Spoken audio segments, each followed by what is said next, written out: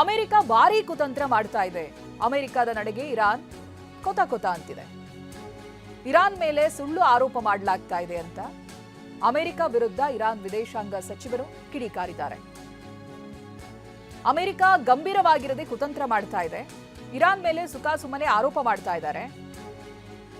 America ಯಾವುದನ್ನೂ ಕೂಡ ಗಂಭೀರವಾಗಿ ಪರಿಗಣಿಸಿಲ್ಲ.